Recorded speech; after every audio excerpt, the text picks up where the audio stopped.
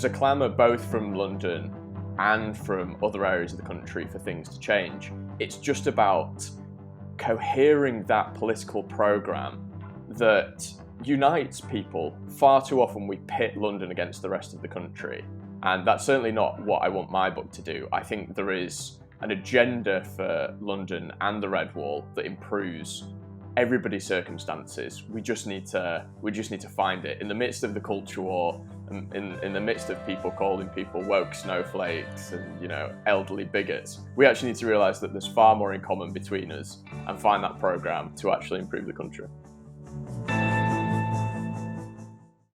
Well, Sam, Fortress London, cheery book, it sounds like. The key premise is that regional inequality is one of the formative divides in modern Britain. It shaped modern politics especially. I mean, we've been talking a lot since Brexit, the 2019 general election, about the Red Wall and why exactly those seats in the north of England, Midlands, North Wales, why they flipped to the Conservatives, why these people feel as though they've sort of been left behind, left out in modern Britain.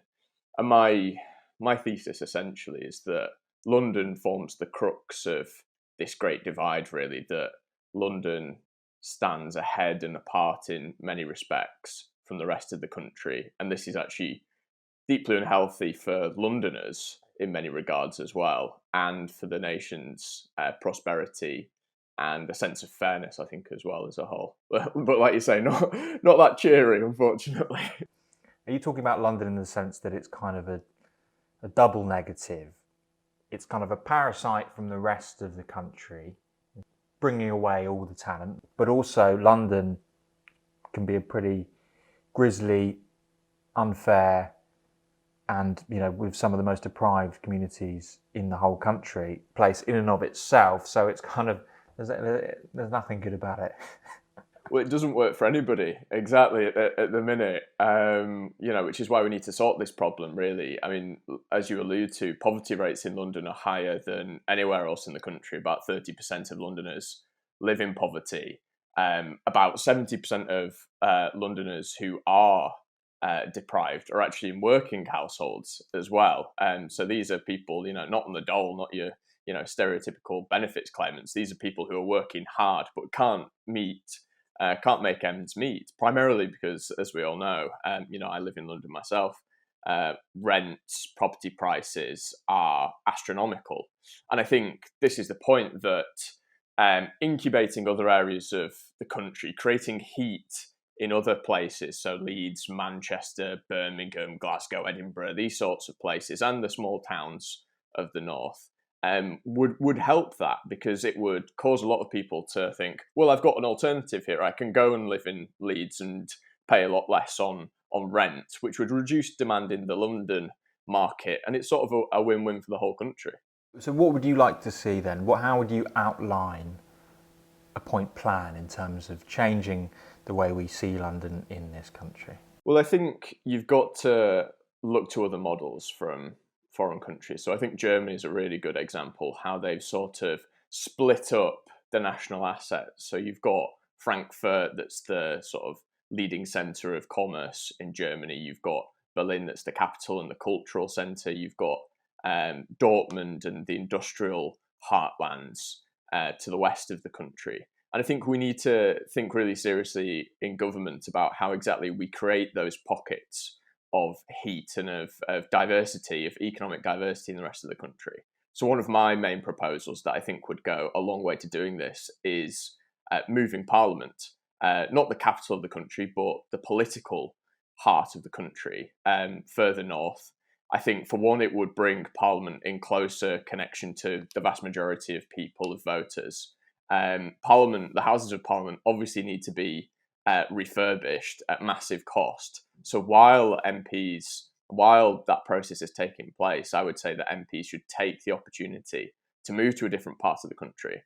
And then you'd get journalists would move, you get civil servants would move, companies that have outsourcing contracts that work closely with government would move. And I think you'd create this new economic locus of power, political and economic power in a different part of the country, which as well I think would really signal in a material way and not just the rhetoric of levelling up that we've seen from the government, that the administrations of power want things to change. Well, I think one thing that we should certainly move away from the capital is the oligarchs.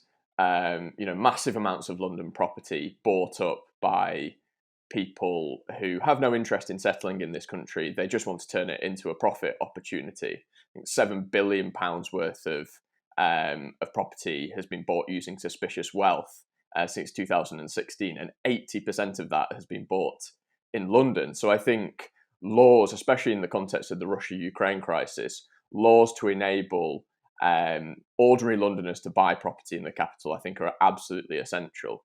I think as well, unfortunately, there's quite a large degree of snobbery laced in sort of political attitudes towards the capital. So it's assumed that London is metropolitan and liberal and progressive, and the rest of the country should merely seek to replicate that. I'm personally a fan of London's politics. I believe in the things that the capital stands for, the diversity that the capital stands for, and the policies of the left-wing leaders that it elects.